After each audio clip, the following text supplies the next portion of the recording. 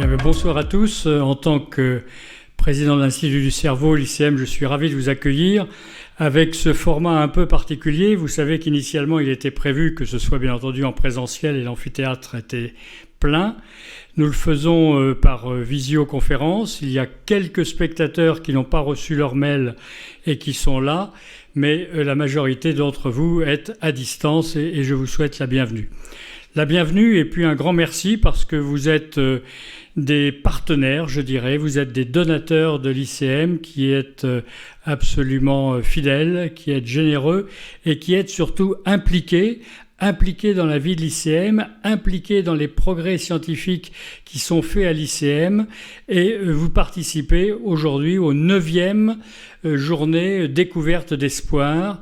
Ces journées sont centrées, cette réunion est centrée sur les nouvelles technologies et vous allez voir que ceci s'inscrit tout à fait dans l'esprit de l'ICM que vous connaissez maintenant bien, avec des valeurs très fortes qui sont l'excellence, qui sont bien entendu le partage de l'expertise et des connaissances, qui sont cet aspect translationnel de la recherche qui va de la paillasse au malade et du malade à la recherche fondamentale. Et cette approche multidisciplinaire, vous allez la voir tout au cours de cette soirée, avec les 3 tables rondes ou discussions qui vont être présentées. La première va être présentée par Luc Mallet et Éric Burguière sur les TOC. Les TOC, c'est une maladie très particulière et vous allez voir qu'un certain nombre sont rebelles, résistent au traitement médical et que dans ce cas-là, la stimulation cérébrale profonde est une voie d'avenir qui est très importante, qui est développée ici à l'Institut du cerveau. Ensuite, on passera à une table ronde sur le traitement des tumeurs du cerveau avec les ultrasons et le programme SonoFirst mis au point par Alexandre Carpentier et Ahmed Idbé qui vont vous passionner sur ce sujet. Et puis enfin, on terminera avec le traitement très spécifique des tremblements dans la maladie de Parkinson avec David Grabli et puis Elodie Henk qui vous passionneront. Donc je pense que je vais donner la parole tout de suite à ces chercheurs, mais je voudrais auparavant remercier Elisabeth Marc que vous connaissez tous, qui est une animatrice médicale qui va animer cette réunion. Je voudrais également remercier très sincèrement Guillaume de Tonquédec, qui est le parrain de cette session découverte d'espoir, qui est très impliqué, que vous avez peut-être vu dans une émission récente à la télévision, présenter avec force et vigueur et passion l'Institut du cerveau, et je tiens à les remercier. Et puis je voudrais vous remercier également. Vous savez que vous pouvez faire des dons, soit pour les quelques qui sont ici directement à la fin de cette réunion, soit tout au cours de cette présentation. Notre directeur de la communication, Jean-Louis Dacosta, va vous donner les détails tout à l'heure, mais vous allez voir un QR code au bas de votre écran. C'est pas votre passe sanitaire, mais c'est également très important. Vous pouvez cliquer sur ce QR code et faire des dons tout au cours de cette soirée. En tous les cas, un grand merci à tous et place à la science. Et Isabelle, c'est à vous.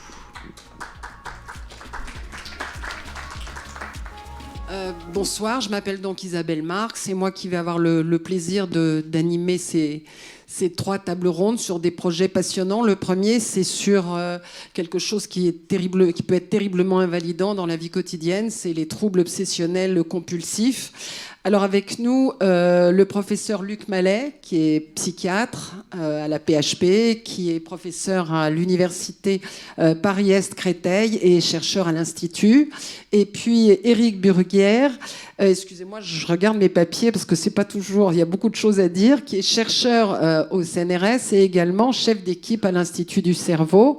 Alors pour commencer, professeur Mallet, est-ce que vous pouvez nous dire un petit peu ce que sont, enfin nous définir un peu ces TOC et ce qu'ils provoquent et puis on reviendra sur les traitements existants, leurs limites. Donc voilà. Oui, donc les TOC, les troubles obsessionnels compulsifs, c'est une maladie psychiatrique très importante. Elle est considérée comme à peu près le 4e rang dans l'importance des maladies psychiatriques. Et ça touche 2% de la population environ. Et donc les personnes qui souffrent de troubles obsessionnels compulsifs souffrent de pensées, d'images intrusives qui s'imposent à eux, qui sont gênantes, angoissantes la plupart du temps, associées à des vécus extrêmement angoissants, émotionnels, et développe un certain nombre de comportements ou de rituels qu'on appelle des compulsions pour essayer de se libérer de ces pensées. Alors ça, généralement, ça peut avoir une efficacité qui est tout à fait transitoire, avec des fois un rebond de ces obsessions, de ces pensées très invalidantes. Et donc c'est une maladie qui est la plupart du temps, dans une grande partie des cas, plus de 60% démarre avant l'âge de 25 ans, et une très bonne proportion démarre même avant l'âge de 14-15 ans, et c'est une maladie chronique qui dure toute la vie, avec quand même heureusement des traitements qui permettent dans un certain nombre de cas de s'améliorer. Et puis il y a des conséquences tout à fait importantes sur les relations sociales, les relations familiales, le travail, puisque par exemple quelqu'un qui va avoir des compulsions de vérification incessantes va passer des heures en fait à pouvoir partir de chez lui, à faire son travail, à refaire des choses totalement inutiles, sachant lui-même que c'est complètement inutile. C'est même une caractéristique de ce trouble, c'est que la personne n'est pas en accord avec ses comportements ni avec ses idées, mais il le fait sous une espèce de contrainte qui est très, très pénible à vivre en fait. Et alors justement, quels sont les traitements et leurs limites, semble-t-il, pour un certain nombre de patients ? Oui, alors d'abord, le message quand même, c'est qu'il y a quand même des traitements. Donc effectivement, des traitements qui sont d'une part des psychothérapies, surtout des psychothérapies de type comportemental et cognitive, avec ce qu'on appelle des techniques d'exposition avec prévention de la réponse. Donc, peu importe, c'est un petit peu barbare, mais ce sont des techniques qui permettent de désensibiliser ces comportements. C'est-à-dire qu'on apprend aux personnes, par exemple, à ne plus aller vérifier ou ne plus se laver les mains alors qu'elle est convaincue qu'elle est contaminée et que c'est extrêmement grave, que si elle ne le fait pas, elle va contaminer d'autres gens. Alors ce qui aujourd'hui peut résonner un petit peu de façon étonnante, mais et elle va être envahie par ça. On va lui apprendre à ne pas le faire et à se rendre compte qu'il ne se passe rien. Et petit à petit, comme ça, les choses vont s'éteindre. Donc ce sont des techniques. J'en parle un peu parce que tout à l'heure, dans les discussions scientifiques, vous verrez que on revient sur ces mécanismes et que des choses qu'on a compris dans les circuits cérébraux nous permettent de comprendre pourquoi ces thérapies fonctionnent. Et ce qui nous intéresse beaucoup aujourd'hui, c'est d'essayer de comprendre pourquoi elles ne fonctionnent pas de temps en temps. Donc il y a des thérapies qui marchent bien et qui sont associées ou parfois à la place, on va donner des médicaments anti-obsessionnels. Ces médicaments anti-obsessionnels jouent sur la sérotonine, sont comme des antidépresseurs, mais je les appelle volontairement anti-obsessionnels parce qu'on les prescrit de façon très différente. On les prescrit à des doses beaucoup plus importantes que les antidépresseurs, et la réponse ne se fait pas dans le même temps. Donc les habitudes de prescription ne sont pas les mêmes. Oui, c'est-à-dire ce sont des médicaments qui étaient prévus pour d'autres pathologies en fait, et qu'on utilise là. Je crois qu'il y a des anti-épileptiques. Alors il peut y avoir ça. Déjà, on en rentre dans des deuxièmes lignes de traitement. Pour les premières lignes de traitement, on a affaire à ce qu'on appelait des antidépresseurs, mais disons qu'ils ont été développés aussi pour les TOC, c'est-à-dire qu'ils ont des autorisations de mise sur le marché. Ça veut dire qu'il y a eu des études qui ont validé leur utilisation. Un certain nombre d'antidépresseurs sérotoninergiques ont leur indication dans le traitement des TOC, donc à des doses très importantes et avec des durées de traitement très importantes. Et parfois, il faut associer ces traitements à la psychothérapie pour obtenir une efficacité. Par moment, il y a aussi des personnes qui sont beaucoup trop sévères au niveau de leur TOC pour pouvoir se confronter à la psychothérapie, ou tout simplement n'ont pas accès à des psychothérapeutes, parce que ce n'est pas toujours répandu. Pour un certain nombre de raisons, donc on donne ces traitements. Et la plupart du temps, l'association des psychothérapies et des inhibiteurs de la recapture de la sérotonine, c'est le nom savant de ces médicaments, aboutit à une bonne réponse, voire une rémission dans 60-70% des cas. Et donc, ça veut dire qu'à l'inverse, 40 à 30% des patients ont des symptômes résiduels, voire des situations vraiment très difficiles, quels que soient les traitements. Donc ça, ce sont les limites essentielles, qu'il y a quelques effets secondaires qui peuvent arriver avec les traitements de type sérotoninergique, mais il y a eu quand même des améliorations dans ce domaine, et il en existe malheureusement par moment. Ce sont les limites, mais les principales limites sont des limites d'efficacité. Mais alors du coup, quelle est la technique sur laquelle vous travaillez ? Alors, pour ces patients très résistants, on a toute une démarche qui consiste à augmenter tous les traitements, donc à aboutir à des traitements comme ceux dont vous avez parlé, par exemple, soit repositionner des antiépileptiques, soit d'autres médicaments qui peuvent être ajoutés à ces médicaments antidépresseurs sérotonergiques et qui agissent.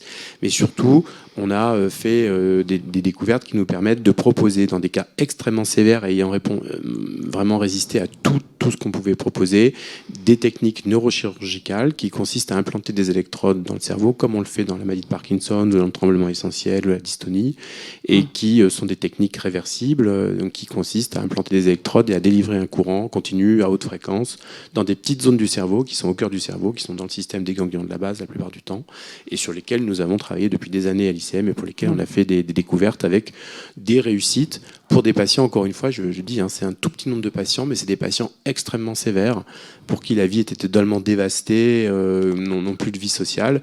Et pour ces patients-là, on est arrivé dans les dernières séries qu'on a faites, on a des taux de réponse de 90%, au sens où 90% des patients répondent, ce qui ne veut pas dire qu'ils répondent totalement.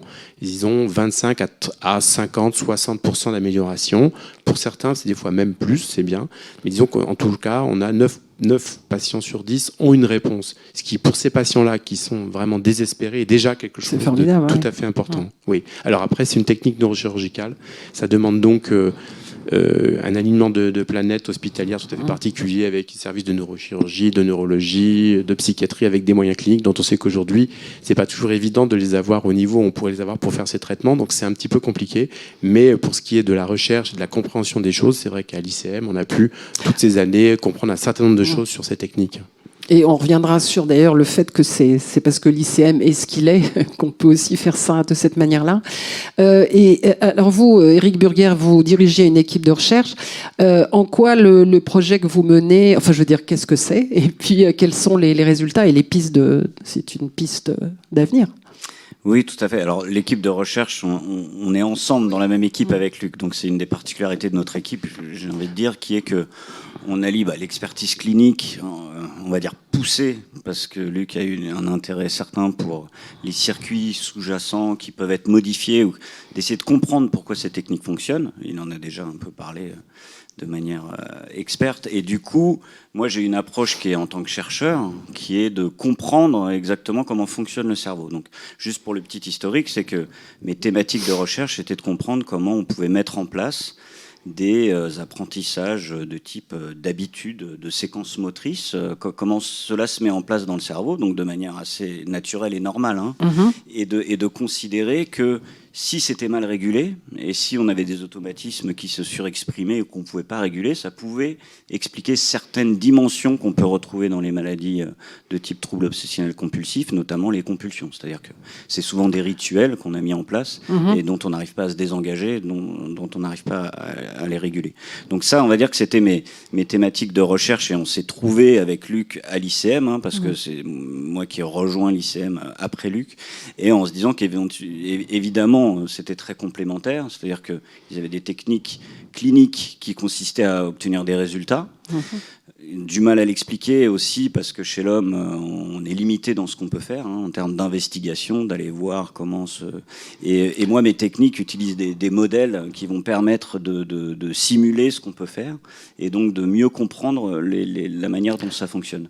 Donc la particularité de l'équipe, c'est qu'on a des observations cliniques, on a des hypothèses fortes sur comment ça peut fonctionner d'un point de vue des mécanismes. On va essayer de comprendre comment ces mécanismes, déjà de les identifier, c'est-à-dire les circuits, les boucles cérébrales qui sont responsables des comportements qu'on observe, essayer de comprendre leur dynamique et ensuite essayer de éventuellement les modifier et de voir l'effet que ça peut avoir, comportemental d'abord sur nos modèles, et on en reparlera peut-être après, mais ça peut prendre un peu de temps pour que ça revienne vers la clinique. Mais il y a quand même cet intérêt d'avoir un aller-retour entre on va dire, l'aspect clinique et l'aspect plus dynamique au niveau cérébral. Oui, ça, on va en effet en reparler. Mais vous travaillez sur l'optogénétique. Est-ce que vous pouvez nous expliquer un petit peu ce que ça veut dire, ce que c'est ? On va essayer de l'expliquer rapidement, même si c'est un mot un peu barbare et dont les gens ici ne doivent pas connaître l'existence. Mais pour faire très simple, la stimulation dont parle Luc, qui est faite sur les patients, c'est de la stimulation électrique. Donc vous allez à un point donné du cerveau, stimuler le tissu cérébral, et on observe les améliorations dans les pathologies, Parkinson aussi, et notamment dans le TOC, où ça marche très bien. Le problème de ces techniques-là, c'est que pour comprendre comment cela fonctionne, quand vous faites une stimulation électrique, vous stimulez tout. Et le cerveau, c'est quelque chose de complexe. Vous avez donc des neurones, mais différents types de neurones. Ils ne sont pas tous pareils, ils n'ont pas tous la même fonction. Et quand vous faites une stimulation électrique, vous avez un effet thérapeutique qui peut être observé, mais vous ne savez pas d'où ça vient, parce que vous avez tout stimulé en même temps. L'optogénétique, c'est une technique récente qui est en place. Alors, je tiens à le préciser pour pas... que les gens aient d'espoir trop prématuré. C'est-à-dire que pour l'instant, c'est des techniques qui sont essentiellement faites sur des modèles murins, en l'occurrence, mais donc c'est pas du tout encore applicable à l'homme. Enfin, quelques exemples, je ne vais pas en parler ici, qui sont très exceptionnels. Et donc du coup, cette technique permet d'aller cibler les types de neurones qu'on veut dans le cerveau. Donc vous allez placer votre électrode au même endroit, mais cette fois-ci, votre stimulation va stimuler une population de neurones et pas une autre. Donc déjà, vous pouvez mieux comprendre comment, par exemple, vous avez on va simplifier le problème, des types de neurones A et B. Vous stimulez A, vous n'observez pas de bénéfice clinique. Vous stimulez B, vous en observez. Vous avez appris quelque chose. Et vu que vous connaissez des propriétés de ces neurones-là, vous allez investiguer où est-ce qu'ils sont connectés, à quels circuits ils dépendent. Donc c'est vraiment ça l'avantage de cet outil. Et bien évidemment, dans le contexte de ce qu'on fait dans l'équipe, c'est de mieux comprendre, encore une fois, d'où pourrait venir le bénéfice thérapeutique observé, notamment en stimulation. De manière plus générale, de bien comprendre la dynamique des circuits cérébraux dans ces pathologies.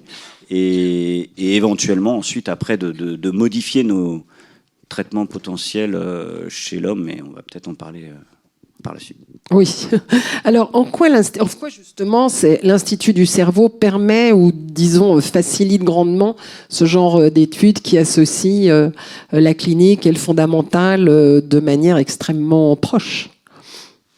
L'un ou l'autre, ou les deux d'ailleurs, l'un après l'autre. Je termine parce que par rapport à l'équipe, peut-être, après, qui pourra parler des patients éventuellement, mais c'est l'ICEM est unique en ce sens qu'on est au sein d'un hôpital. Moi, je suis un chercheur, donc j'ai pas forcément vocation à venir travailler à l'hôpital.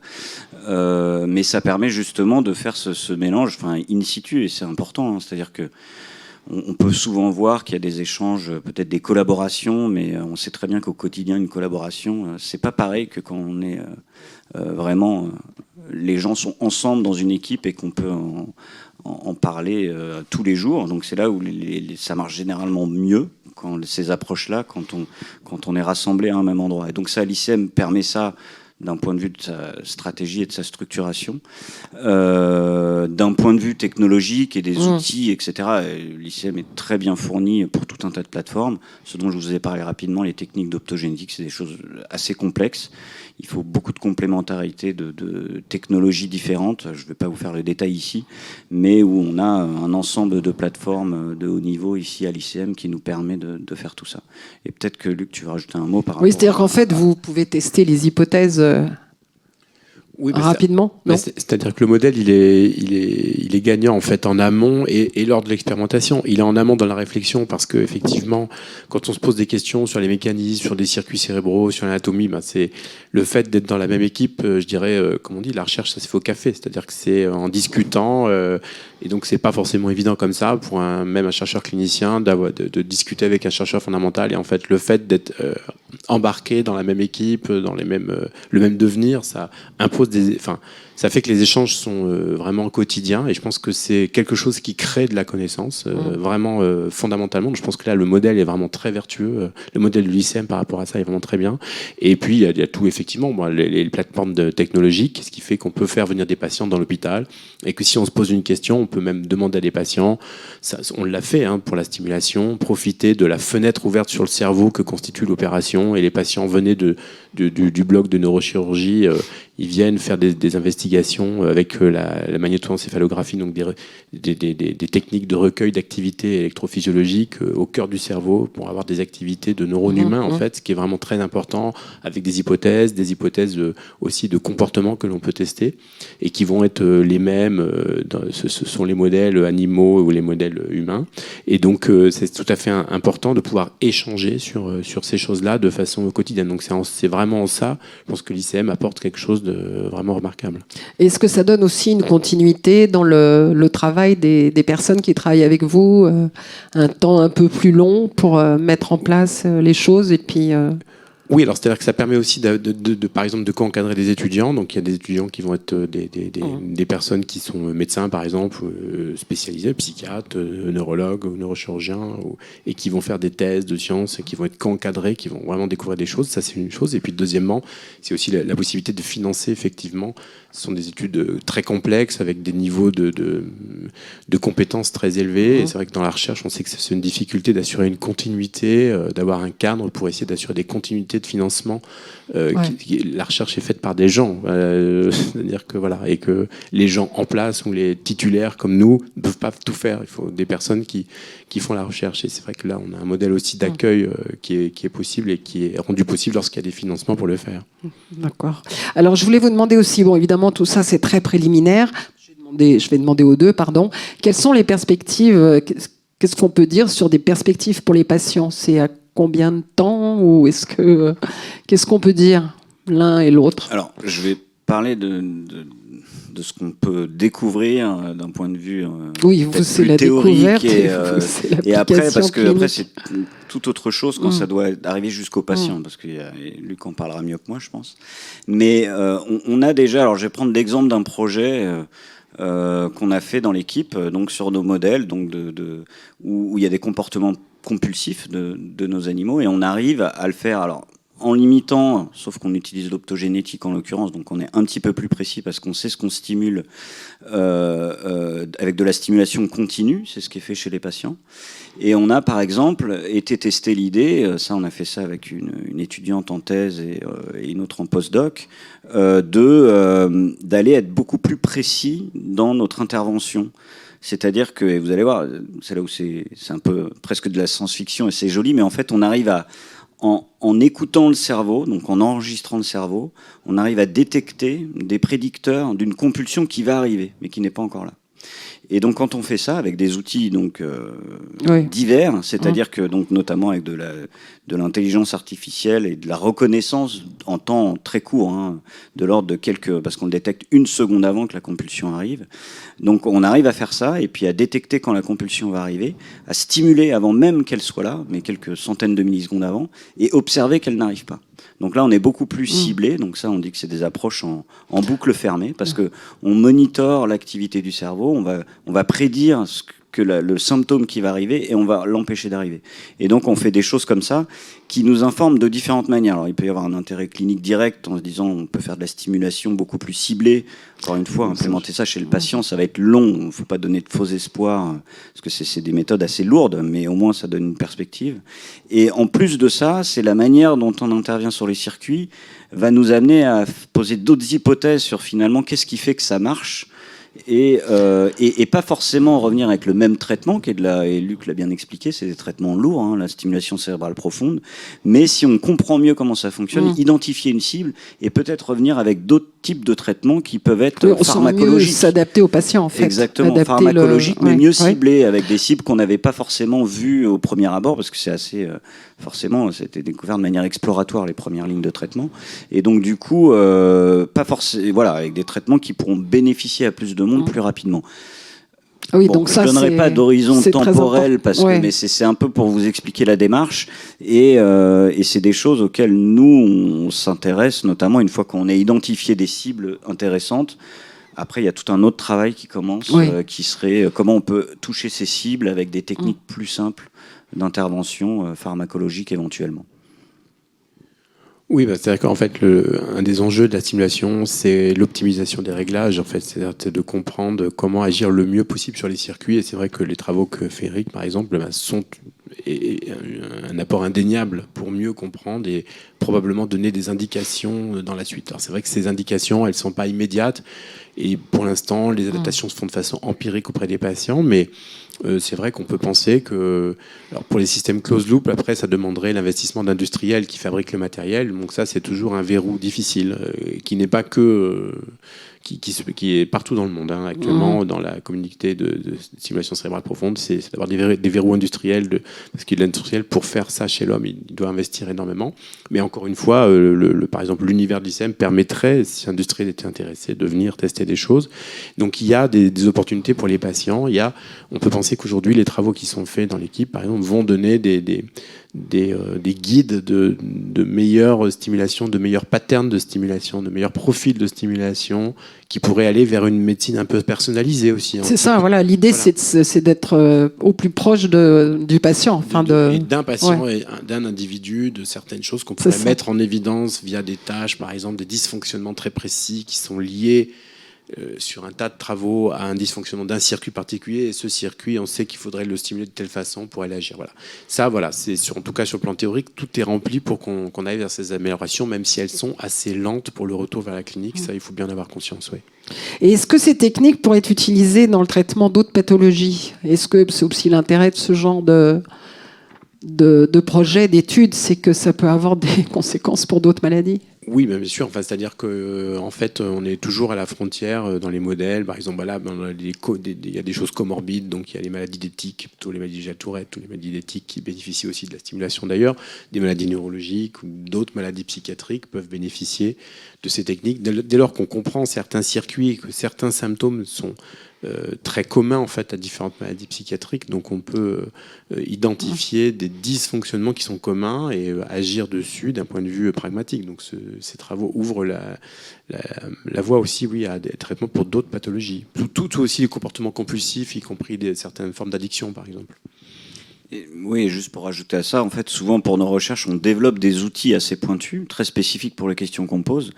Puis on y investit beaucoup de temps. Et puis finalement, une fois que les outils sont en place, en y réfléchissant un peu, souvent on peut les recycler pour tout un tas d'autres problématiques. Et là, en l'occurrence, pour les dysrégulations de mouvement, on a développé tout un tas d'outils pour traquer un peu le mouvement de la personne, etc., qui peut être tout à fait adapté à d'autres pathologies. Et en ça, c'est là où l'ICM, vu que les gens travaillent sur différents types de pathologies, il suffit de descendre 2 étages, d'aller voir les personnes responsables du centre d'investigation clinique et de dire « j'ai développé des outils qui pourraient servir à d'autres, indiquez-moi les équipes qui pourraient être intéressées ». Et ça, c'est des choses qui se font, vraiment, qui sont favorisées par l'environnement ICM, oui. Bon, tout ça, évidemment, c'est passionnant. Alors, on a des questions de donateurs qui ont été posées par email, donc je vous les transmets. Je souhaite savoir si de nouveaux traitements autres que des antidépresseurs seront bientôt disponibles pour traiter les TOC. Alors, est-ce que c'est d'autres médicaments ou une autre façon de les prendre ? Alors, il y a différentes choses. D'abord, c'est vrai qu'on s'achemine, c'est une question très intéressante, qui est tout à fait illustrée par ce qu'on peut faire ici. C'est que d'une part, on s'achemine dans un certain nombre de situations en psychiatrie, et notamment pour les TOC, vers des approches combinées, des thérapies augmentées.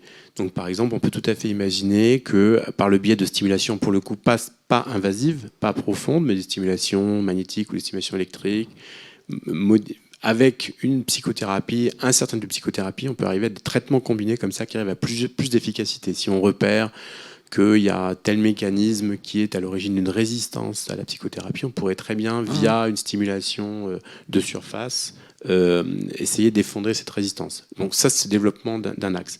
Deuxièmement, il y a des molécules qui sont repositionnées actuellement. Et effectivement, on est sorti du tout sérotoninergique pur qui prévaut dans le TOC, avec un certain nombre de molécules qui jouent sur des systèmes glutamatergiques notamment. Donc soit des repositionnements de certaines molécules, dont certaines sont utilisées dans la maladie d'Alzheimer ou des démences. Voilà. Et puis, plus récemment, le repositionnement de toutes les molécules anciennes qu'on appelle les psychédéliques, donc avec la psilocybine ou l'acide lysergique, le LSD, qui sont actuellement dans le monde en train d'être énormément testés dans un certain nombre de situations et qui auraient des potentialités dans le TOC. Et c'est quelque chose qui nous intéresse beaucoup actuellement. Et ce sont des molécules qui agissent sur des récepteurs sérotoninergiques, les 5-HT2A, bon, peu importe, et aussi dopaminergiques, et avec en fait des voies finales d'action sur les systèmes glutamatergiques. chromatergique. Et il y a vraiment des choses très très intéressantes actuellement qui sortent. Et les outils que nous avons développés d'identification des circuits avec les comportements qui sont prêts dans l'équipe, en fait, nous mettent en position assez idéale pour tester de façon très très précise ces molécules sur des modèles actuellement en paillasse, quoi. Alors, il y a une autre question, on en a déjà parlé, mais si on peut revenir un peu dessus, sur le pourcentage de ces patients qui résistent au traitement, justement. Bon, alors, ce qu'on disait, globalement, il y a 30% des patients qui ont un niveau de résistance, c'est un niveau de résistance de premier niveau, c'est-à-dire que ça ne veut pas dire qu'ils vont aller à la stimulation cérébrale profonde, mais ça veut dire qu'ils demandent des traitements un peu plus acrobatiques, l'adjonction d'autres médicaments qui ne sont pas forcément sérotoninergiques, des psychothérapies intensives, voire en institution. Donc là, on est dans les 30%, et puis il y a 10% des patients qui ont vraiment des résistances importantes, et un peu moins de 10% qui vont aller jusqu'à la stimulation cérébrale profonde. C'est à peu près les chiffres qu'on peut donner actuellement. D'accord. Alors ensuite, y a-t-il une sous-évaluation des personnes atteintes de TOC? Alors ça, j'imagine, enfin c'est plus pour professeur Mallet, désolé. C'est tout à fait classique, oui, il y a une sous-évaluation au sens où il y a... Enfin, donc, le TOC est une pathologie de la honte aussi.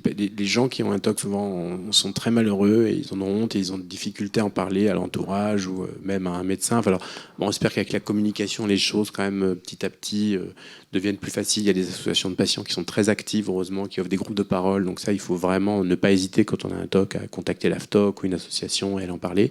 Mais c'est vrai qu'il y a des patients qui restent dans leur coin et où on sous-évalue énormément la pathologie, la gravité. Et certains patients sont très isolés et ne bénéficient pas de soins. Mais c'est difficile d'apprécier la proportion. Ouais. Mais ça, c'est évident que c'est sous-évalué. Oui. Ouais. Mais ce sont des gens qui peuvent arrêter de travailler, quoi, en fait, qui sortent du circuit finalement. Certains sont obligés de sortir du circuit parce que quand vous êtes complètement envahi de doutes sur vos propres actions, que vous n'êtes pas sûr que vous avez bien fait les choses, vous êtes obligé de tout refaire, ça devient vraiment très difficile. Bon, et toujours un peu pour vous, je pense, quels sont les critères de diagnostic des TOC? C'est-à-dire, comment différencier un manque de confiance en soi qui nécessite de vérifier plusieurs fois une action et un TOC? Ou est-ce que c'est déjà un TOC?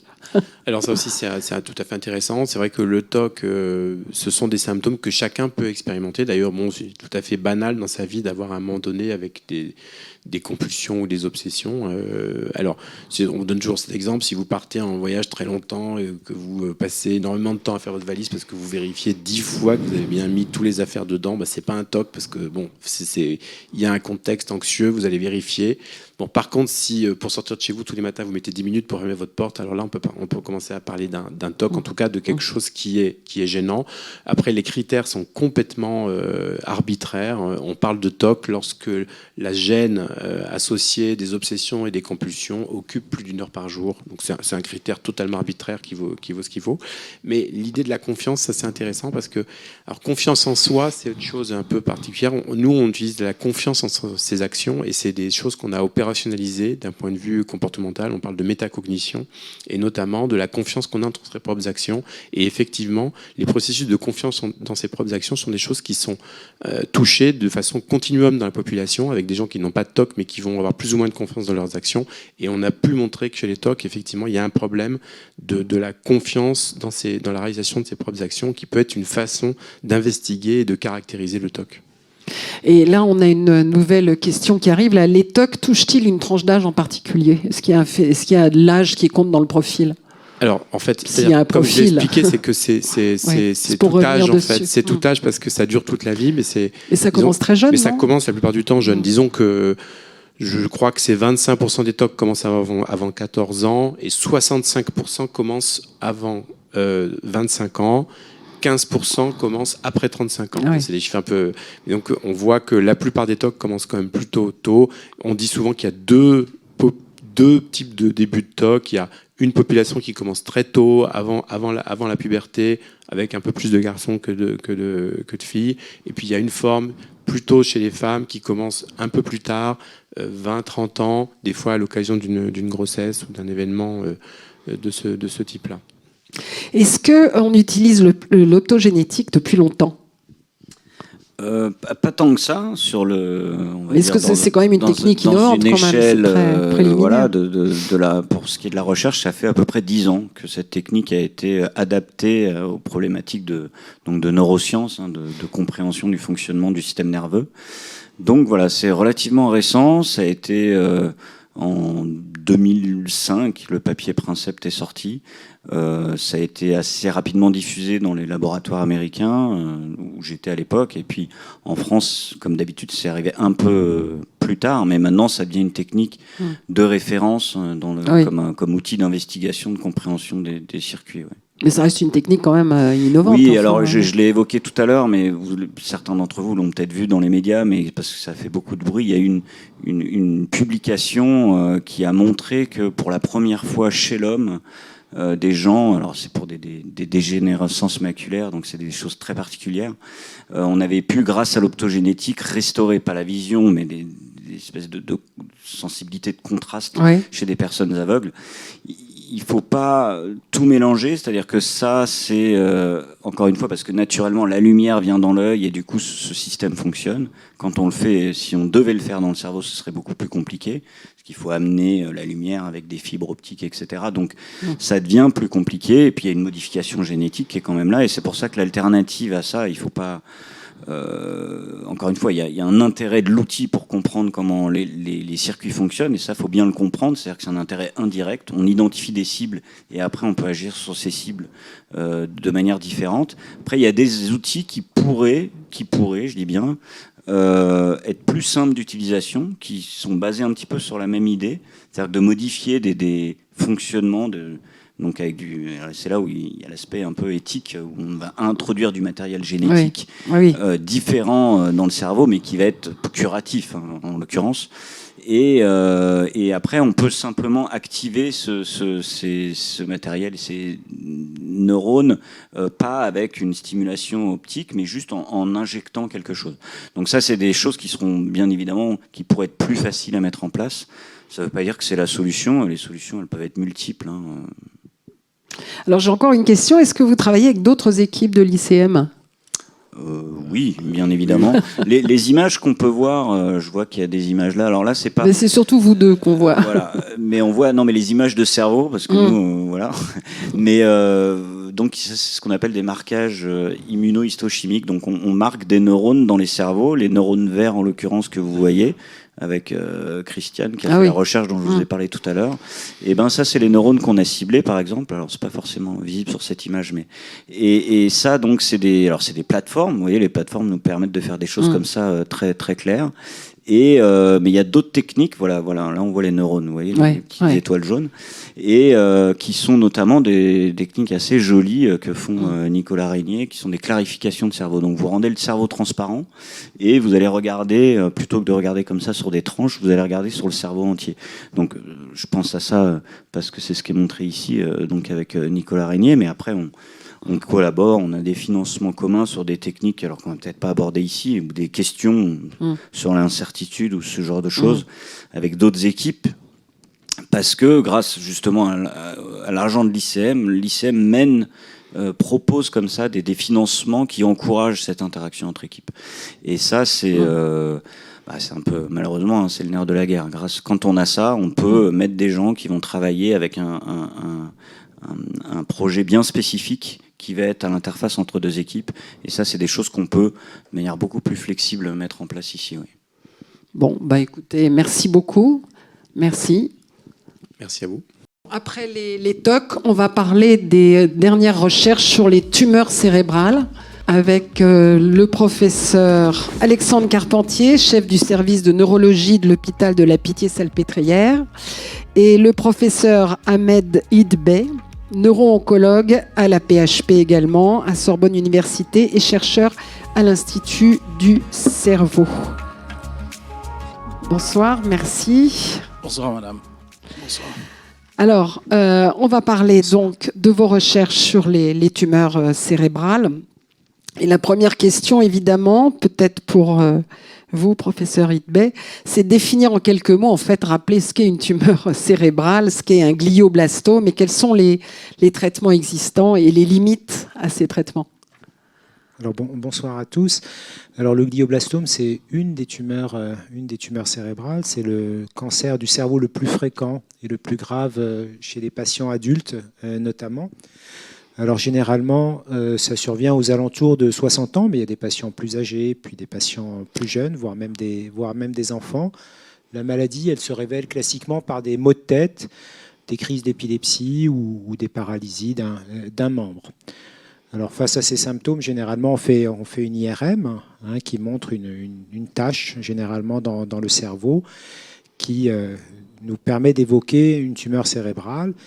Et puis, des tumeurs cérébrales, il y en a une centaine. Donc, pour connaître le sous-type, il faut faire un prélèvement neurochirurgical dont s'occupent nos collègues neurochirurgiens. Ce prélèvement, ça s'appelle soit une biopsie, soit, si la tumeur est opérable, une résection chirurgicale. Et ensuite, ce fragment est lu par nos collègues neuropathologistes, d'autres types de médecins qui permettent de poser de manière définitive le diagnostic de glioblastome. Alors avec ce diagnostic, il faut ensuite envisager un traitement pour nos patients. Et ce traitement, en plus de la chirurgie, repose sur la radiothérapie et la chimiothérapie. C'est un traitement extrêmement lourd avec des effets indésirables et qui ne permet pas une guérison de manière définitive. Oui. Quelles sont les limites, justement? Qu'est-ce qui... Alors, il y a plusieurs obstacles à l'efficacité de ce traitement, de la radiothérapie, de la chimiothérapie et de la chirurgie. Premièrement, c'est des tumeurs qui sont très infiltrantes, qui vont infiltrer le cerveau comme des pieuvres, ce qui rend les traitements focaux, comme la chirurgie et la radiothérapie, insuffisants, parce qu'ils ne permettent pas de toucher les extrémités de cette tumeur. La deuxième raison qui peut expliquer l'insuffisance de nos traitements, qui ne permettent pas une guérison définitive, c'est que la cellule tumorale, elle développe des mécanismes, elle arrive à contourner nos traitements et en particulier la chimiothérapie. Et un autre des obstacles à l'efficacité de nos traitements, c'est ce qu'on appelle la barrière hémato-encéphalique, qui est une enveloppe qui va entourer le cerveau et qui le protège contre les agents toxiques. On a tous une barrière hémato-encéphalique qui nous protège contre les microbes notamment, et des produits chimiques toxiques. Et pour le cerveau, un médicament, une chimiothérapie, c'est un produit chimique toxique et il va empêcher sa pénétration dans le cerveau et donc son efficacité chez les patients qui ont des tumeurs cérébrales, dont le glioblastome. Et alors, du coup, la chimio, elle rentre peu dans le cerveau. Justement, c'est le problème. Oui, c'est ça. Ils rentrent combien? Alors, dans les chimiothérapies qu'on utilise, on estime qu'environ 25% de la chimiothérapie pénètre dans le cerveau. 25% pour les molécules qu'on utilise, mais la très grande majorité des molécules qui sont utilisées en cancérologie pénètrent très peu, aux alentours de 1 à 5%. Alors du coup, comment intervient votre dispositif SonoCloud, professeur Carpentier? Comment ça fonctionne? Enfin bon, présentez-le nous. D'ailleurs, on a des images derrière vous, si vous voulez vous lever pour les commenter, qu'on comprenne. Voilà ce que l'on fait au bloc opératoire, c'est-à-dire qu'on retire la tumeur. Et au lieu de remettre l'os du patient, on va mettre un os artificiel qui est implémenté d'émetteurs ultrasonores. Donc là, il y a 9 émetteurs sur celui-là et un connecteur au-dessus. Et puis on referme la peau. Et le patient rentre chez lui. Et au moment où on aura besoin de faire la chimiothérapie, c'est-à-dire un mois après, eh bien, le patient, au lieu d'avoir la chimiothérapie que vous allez voir en petites billes, donc les grosses ronds, ce sont les globules rouges. Les blanches, ce sont des microbules qu'on injecte dans les vaisseaux, qui sont des microbules qui peuvent, sous l'influence des ultrasons, vibrer. Et donc, l'émetteur va émettre des ultrasons à la demande. Vous voyez qu'on doit le connecter pour qu'il émette des ultrasons, parce qu'on veut qu'il soit IRM compatible, donc il ne faut pas qu'il y ait de pile. Il émet de façon séquentielle par un système de multiplexage qui est IRM compatible. Et vous voyez, ça fait vibrer les bulles qui elles-mêmes ouvrent très légèrement les cellules entre elles, les cellules des vaisseaux, et ainsi rend beaucoup plus perméables les vaisseaux. Oui, c'est ça, c'est-à-dire que vous fragilisez la barrière. Voilà, c'est une fragilisation temporaire. Oui. Alors, au début, quand on a lancé ce programme, ça faisait un peu peur parce qu'on s'était dit que ça ne va pas être réversible. Et en fait, pour l'instant, on n'a que des bonnes nouvelles. Donc, vous voyez, la chimiothérapie peut ainsi pénétrer dans le cerveau de façon furtive, c'est-à-dire sans avoir besoin de passer par des récepteurs qui vont la bloquer. Et donc, ça permet à des molécules qui passent, donc 25% passent, 25%, certaines molécules, il n'y a que 2 molécules en fait qui passent bien pour les tumeurs cérébrales, elles passent à 25%. Donc grâce à ça, on optimise leur pénétration, mais surtout, on fait pénétrer des molécules qui ne rentrent pas du tout. Et donc, on va essayer dans le futur pour pouvoir optimiser le traitement de ces glioblastomes. Et là, la pénétration est augmentée de combien par rapport Alors, si vous prenez un traitement, les 2 molécules qui rentrent à peu près à 25% dans le cerveau, vous en mettez 100 dans le sang, qui passent dans le sang du cerveau, vous en avez 25 qui se retrouvent effectivement au contact de la tumeur. Quand elle rentre à 25%, on l'augmente de 40%, donc on passe à 40 à peu près, %. Mais on atteint, vous savez, 1%, c'est 1% de plus, c'est énorme, parce que c'est comme les antibiotiques, si vous en donnez pas assez, vous faites plus de mal que de bien, parce que les bactéries apprennent à être résistantes à l'antibiotique si vous en donnez pas assez. Et les tumeurs cérébrales, ou les tumeurs d'une manière générale, c'est pareil. C'est-à-dire que si vous leur donnez de la chimiothérapie, mais pas à la bonne dose, vous apprenez à la cellule à s'en défendre. Et donc à ce moment, vous avez un effet qui est peut-être efficace 2-3 mois, mais qui après ne l'est plus, parce que la cellule a compris. Et elle n'a pas eu le temps de mourir entre-temps, entre guillemets. Mais il y a des tas de molécules qui rentrent à 0,1%. Vous prenez les anticorps, vous prenez l'immuno, tout ce qui est immunothérapie, par exemple, ne rentre pas du tout dans le cerveau. Oui. Notre cerveau est un organe qui est à l'extérieur de notre système immunitaire. Donc quand vous avez un problème infectieux, par exemple, dans le cerveau, vos anticorps, vos défenses ne viennent pas à votre secours. Et donc, grâce à l'ouverture de la barrière hémato-encéphalique, les anticorps que l'on a, mais aussi nos cellules lymphocytaires, peuvent rentrer dans la tumeur. Et c'est pour ça qu'on parle, dans le cerveau, je dis généralement que les tumeurs sont froides pour notre système immunitaire, c'est-à-dire que notre système immunitaire n'y va pas.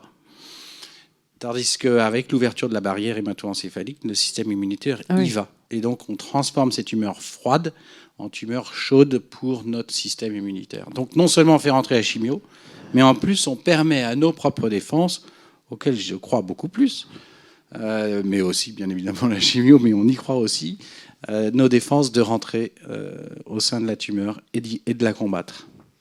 Oui, bon, ça, c'est génial. Si ça marche, c'est génial. Est-ce qu'on peut parler de l'essai clinique où on en est, enfin, l'essai clinique de phase 1, où en est-on ?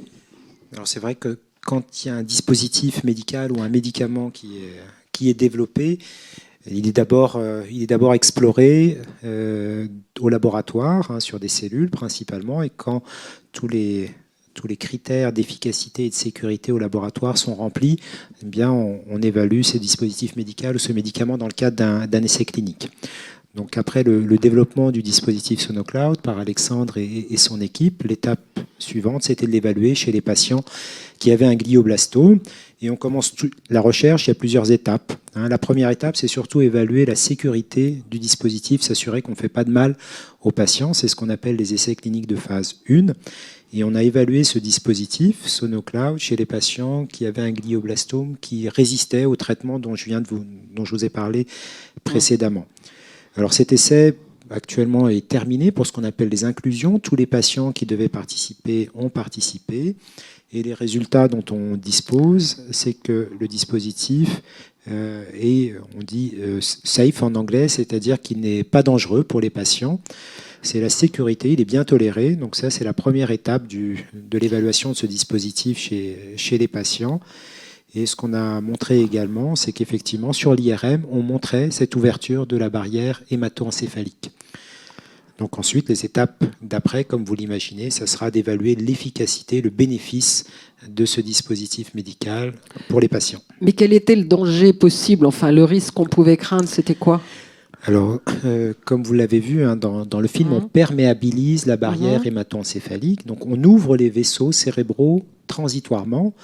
Donc on avait peur d'une hémorragie, c'est-à-dire d'un afflux de sang dans le cerveau, et on avait peur aussi d'un œdème cérébral, un afflux de cellules immunitaires, donc une hémorragie ou un œdème incontrôlé, ce qui n'a pas été le cas chez tous les patients qui ont été traités. Et donc on a été rassurés sur ce plan. C'est ça, oui, cette perméabilisation est trop courte pour... on peut résumer ça comme ça, pour faire entrer relativement le risque d'infection courte et de petite taille. Oui. L'ouverture dure 6 heures. Et il y a des petites molécules qui sont assez futées dans le cerveau qui, quand elles détectent une molécule anormale, vont la ressortir. Au bout de 20 minutes, donc supposons que vous injectiez quelque chose dans le cerveau, au bout de 20 minutes, ce qu'on appelle ces pompes effluves vont ressortir la molécule du cerveau. Et donc, si on ouvre pendant 6 heures, on fait mieux rentrer la chimiothérapie, mais aussi cette ouverture par ultrason fait que ces molécules d'efflux ne vont plus fonctionner pendant 48 heures. Donc vous avez en fait une rémanence de la molécule. Il y a la concentration, mais il y a la rémanence, c'est-à-dire la persistance de la concentration dans le cerveau, qui est là pendant 48 heures. Ce qui est très important parce que ça permet d'adresser plusieurs cellules à leurs différents stades de division cellulaire pour les cellules tumorales. Alors maintenant, on est dans un essai de phase 2, qu'on appelle Sono First. Qu'est-ce qu'on en attend, professeur? En effet, on a fait des essais de phase 1 et maintenant on est en phase 2, mais il y a beaucoup d'autres essais, enfin il y a 4-5 autres essais, notamment dans d'autres maladies, parce que finalement ça peut s'adresser à d'autres maladies. Mais sur le glioblastome, on est maintenant sur un essai randomisé. Donc on randomise les patients, parce qu'on ne sait pas si on fait du bien. On sait qu'on n'est pas toxique, mais on ne sait pas si on prolonge la survie. Donc il faut qu'on ait un suffisamment grand nombre de patients et qu'on les randomise pour pas qu'il y ait de biais de sélection pour nous, en disant celui-là, je vais lui faire les ultrasons et pas celui-là, pour telle et telle raison. À ce moment-là, on biaiserait l'étude. Donc la décision est faite par un ordinateur. On applique les ultrasons à celui-là et on n'applique pas les ultrasons à l'autre. On lui fait le traitement standard. Et ça, c'est ouvert sur 5 centres en France, et puis un centre en Suisse et un centre en Belgique. Mais il y a aussi des centres, mais dans d'autres essais, maintenant aux États-Unis. La technique est aux États-Unis, dans 2 essais cliniques qui sont aussi financés par le gouvernement américain. Donc on a de bons espoirs. Mais il faut montrer l'efficacité de cette technique à utiliser dès le début de la maladie. Est-ce que ça va mener, cet essai va donner une réponse là-dessus? Oui. Exactement, vous avez tout à fait raison. Pour la première fois, on le fait au tout début de la maladie. Jusqu'à maintenant, on le faisait avec Ahmed à la récidive, c'est-à-dire quand on était en échec du traitement standard. Maintenant, ce qu'on fait, c'est au tout début de la maladie, on donne le traitement standard et on ajoute les ultrasons. On pense ainsi avoir beaucoup plus d'efficacité parce qu'on n'arrive pas trop tard. C'est-à-dire que la tumeur n'a pas eu le temps de diffuser, comme une pieuvre, disait le professeur Hidbey, et donc elle reste quand même assez localisée à ce moment-là. Et donc c'est à ce moment-là qu'on pense d'être le plus efficace. Et puis il y a une autre étude qui rejoint la vôtre aussi, c'est celle qui doit, une étude faite par une autre équipe qui doit suivre vous avez dit, des marqueurs dans le sang pour mesurer l'efficacité. Oui, alors donc ça c'est une étude qui va être menée ici à l'Institut du cerveau. L'objectif de cette étude, c'est de voir ce qui se passe dans le sang des patients après les émissions d'ultrasons. Donc on vous a dit qu'on ouvrait la barrière hémato-encéphalique pour favoriser la pénétration des cellules immunitaires, des soldats de l'organisme dans le cerveau et détruire la tumeur. Mais donc, comme la barrière est ouverte, il y a aussi des cellules qui peuvent sortir du cerveau pour aller dans la circulation sanguine.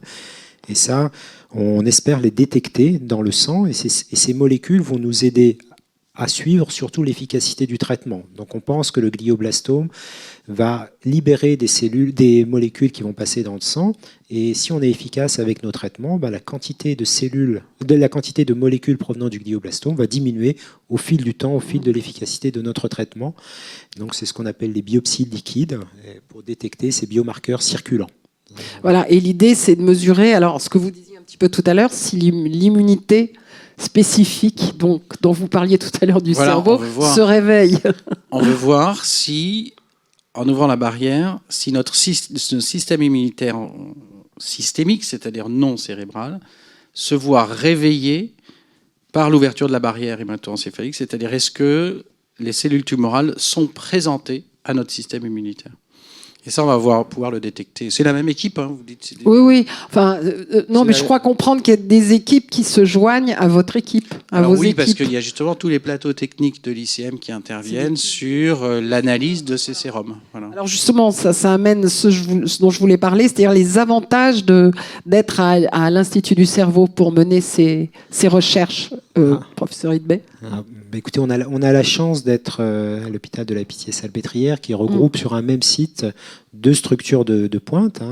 L'Institut du cerveau avec toute sa recherche de laboratoire, les travails sur les cellules, avec les plateformes, sur les molécules, et puis la Pitié-Salpêtrière, qui est le plus grand hôpital européen, et qui assure la prise en charge des patients et qui a une recherche clinique d'excellence. C'est les essais cliniques qu'on mène chez les patients. Et ces deux structures, sur un même site, collaborent pour soutenir la recherche sur les maladies neurologiques, dont les tumeurs cérébrales, grâce aux expertises qui sont présentes, aux technologies de pointe notamment. Et puis donc, il y a des études avec des startups comme la vôtre.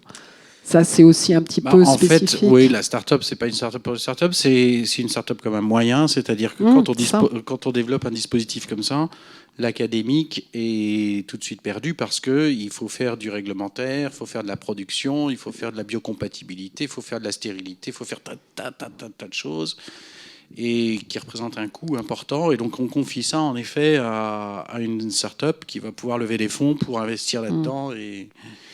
Voilà, donc il y a aussi la start-up associée qui nous aide bien évidemment beaucoup, sans lequel on ne pourrait rien faire. Ouais. Et alors, quelles sont du coup les perspectives, les espoirs pour les patients? C'est toujours quand même, on est très très très en avance, très en amont, mais quelles sont les perspectives pour les patients? Est-ce qu'on peut déjà en parler, voir Bien, écoutez, oui, la recherche clinique, notre objectif ultime, c'est apporter un bénéfice à nos patients en termes de qualité de vie, mais aussi en termes de pronostic, de survie.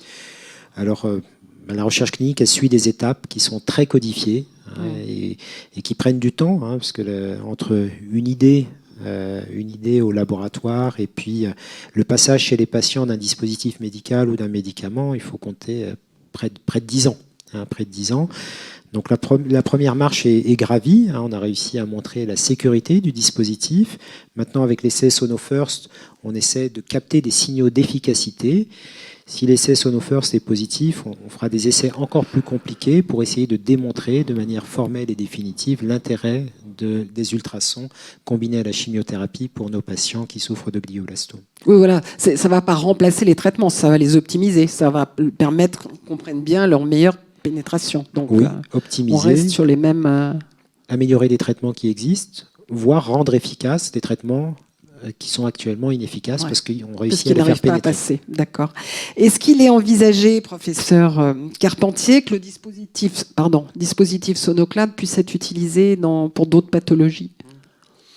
Oui. On a des indices d'efficacité chez la souris, mais aussi chez nos premiers patients, parce qu'on est quand même à 50 patients là. Donc on y croit. On y croit vraiment. Sur les autres pathologies, c'est vrai que ça peut... On a, et ici à l'ICM, fait une étude sur la maladie de Charcot, par exemple. Et on a l'impression qu'on pourrait potentiellement être efficace sur la maladie de Charcot.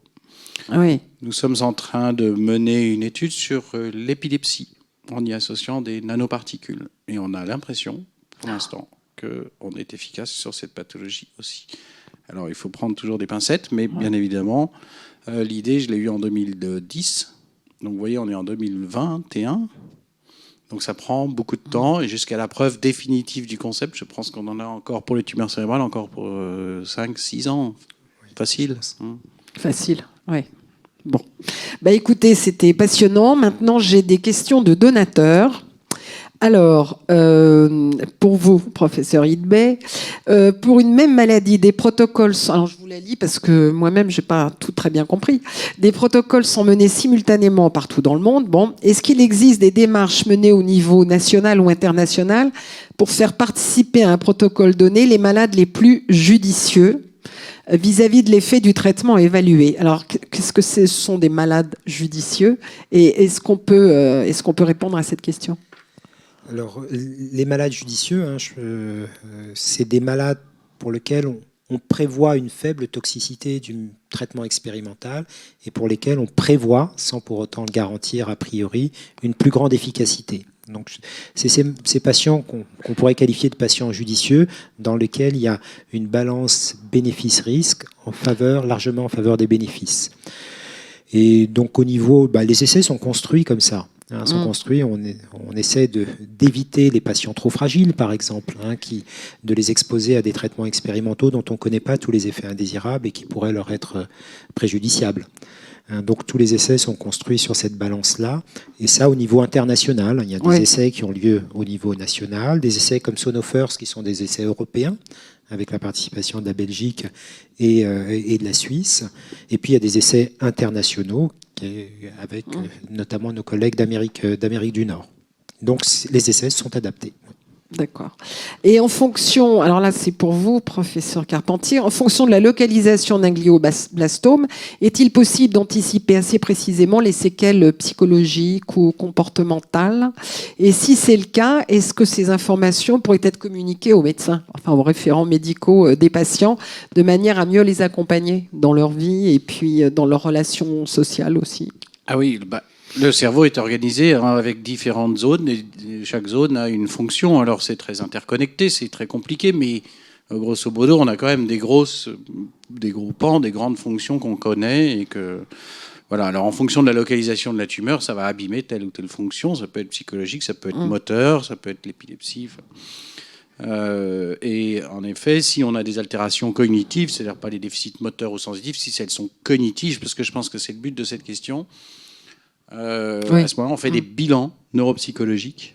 C'est des bilans cognitifs, mais c'est fait par un neuropsychologue et qui nous montre une certaine défaillance. On le fait souvent avant et puis après la chirurgie. Et ces bilans-là, c'est vrai que peut-être on a tendance peut-être à les garder trop et pas à les diffuser aux médecins traitants, mais quand ils les demandent, on leur donne. Oui, c'est ça, parce que ça peut lui être utile quand même. Ouais. Bon, donc...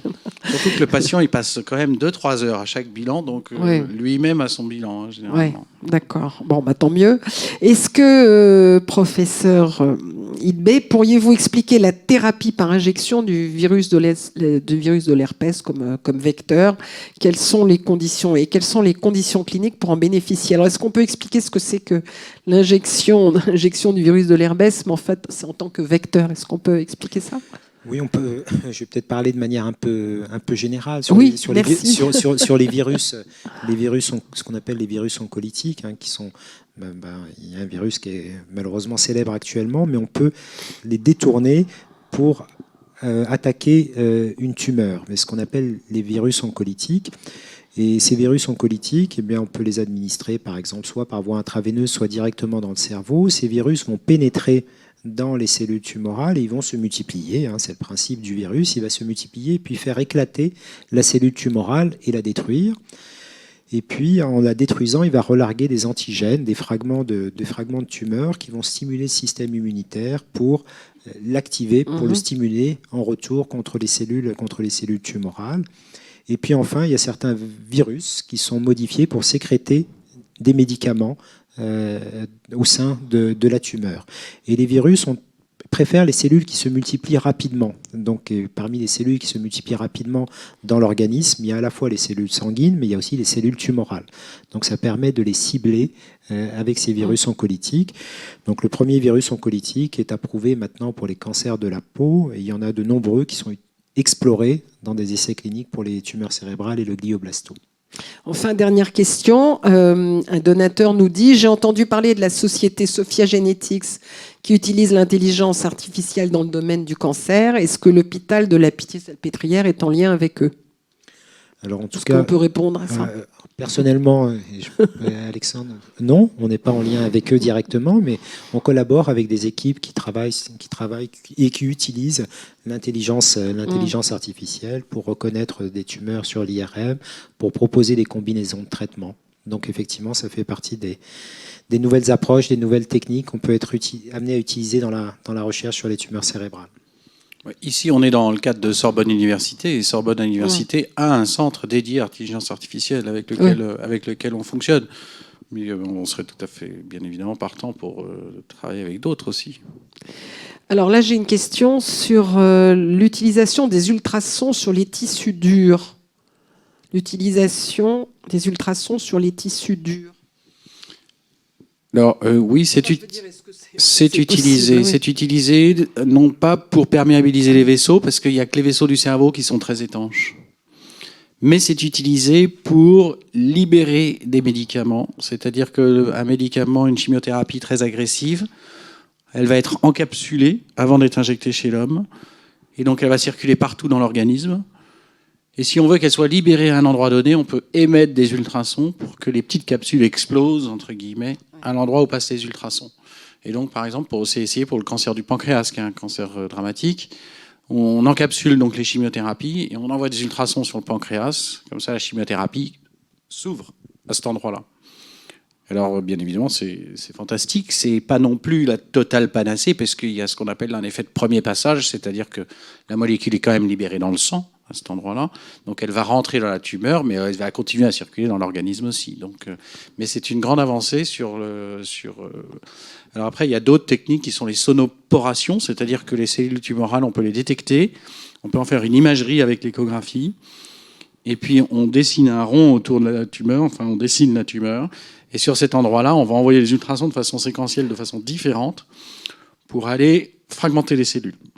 Alors ça, on fragmente, c'est ce qu'on appelle la sonoporation, on porifie, entre guillemets, les cellules. Il y a plein de développements actuellement sur les ultrasons.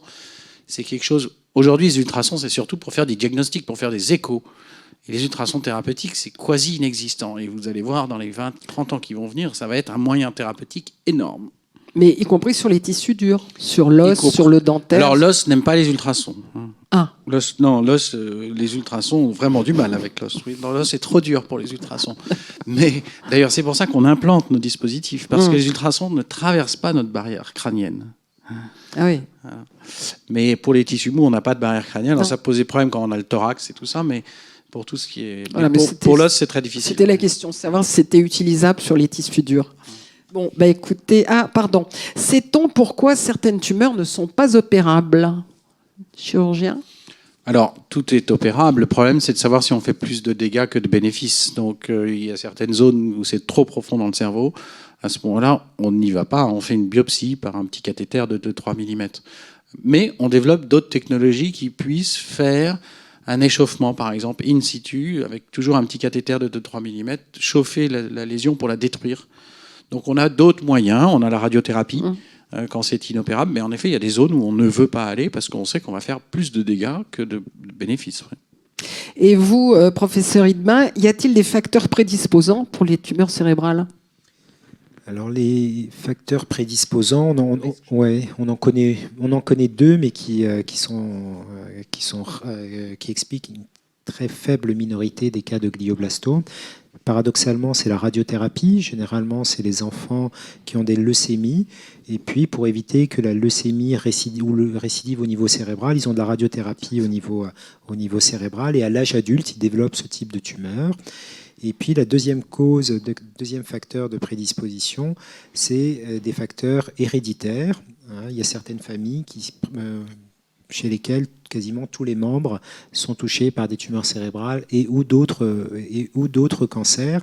Mais ces deux causes cumulées, ça représente 1% de l'ensemble des glioblastomes. Donc dans la très grande majorité des cas, on n'a pas de cause identifiée. Parce qu'en plus, c'est un cancer assez agressif et récidivant, si j'ai bien compris. Exactement. Et un gros risque de récidive. Oui.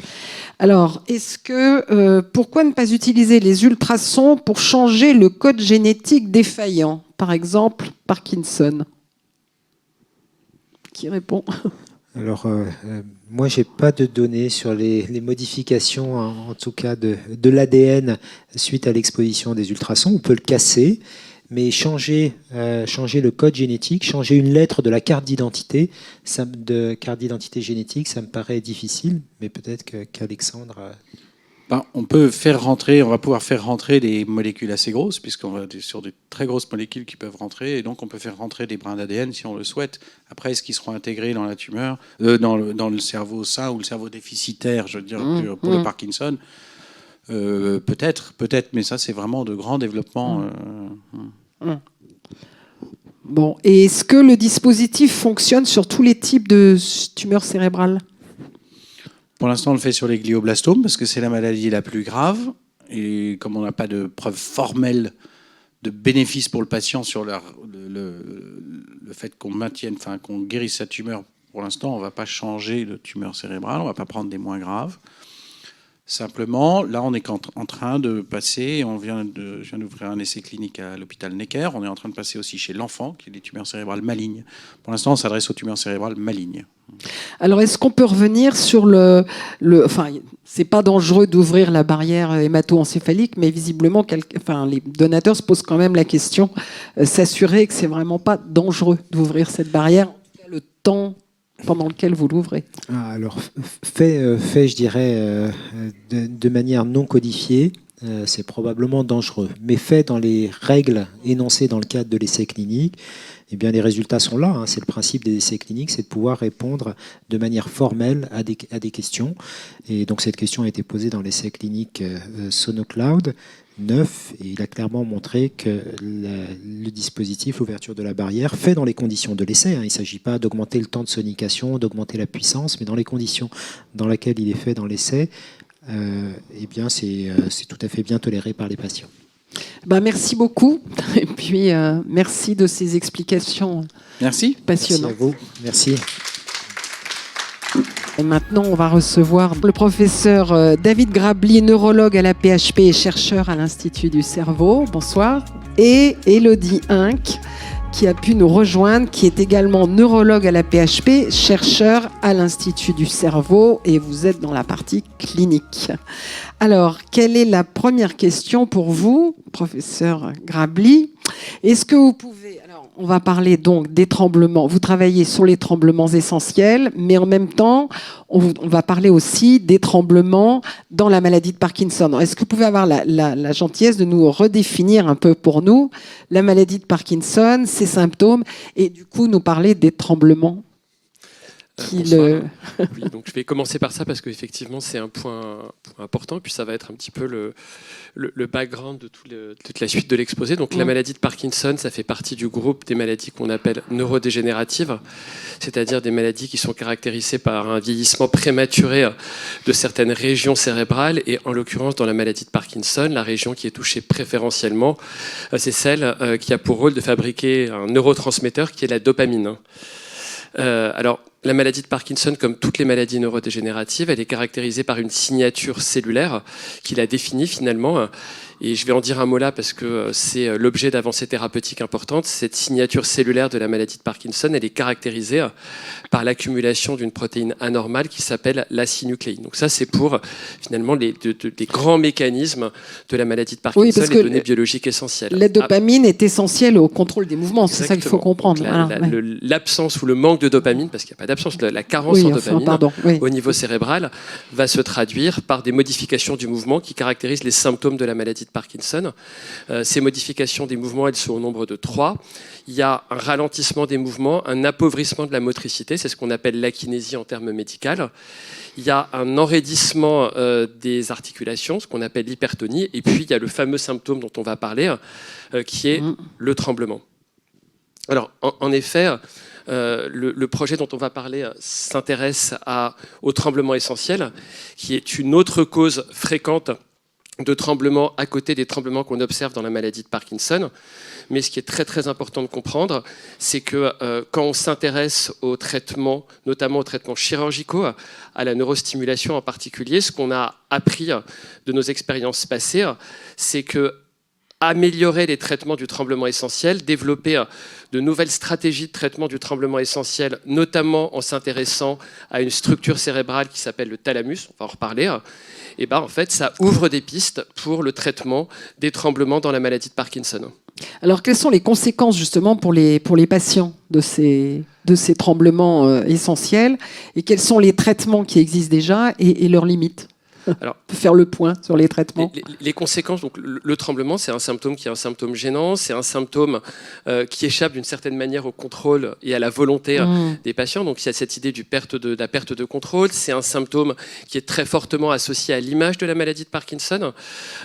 Donc il y a beaucoup de conséquences psychologiques sur les tremblements, l'image qu'on a de soi, le regard des autres, d'autant plus que ça fluctue en fonction des moments, des émotions. Donc il y a plein d'éléments qui contribuent à rendre ce tremblement difficilement supportable pour les patients. Et puis parfois, il va être présent dans la réalisation de gestes volontaires, dans certains mouvements, et va gêner dans la vie quotidienne l'exécution de ces mouvements, l'écriture par exemple, le fait de réaliser des gestes fins, de manipuler les couverts par exemple. Donc il peut y avoir des conséquences de gêne dans la vie de tous les jours.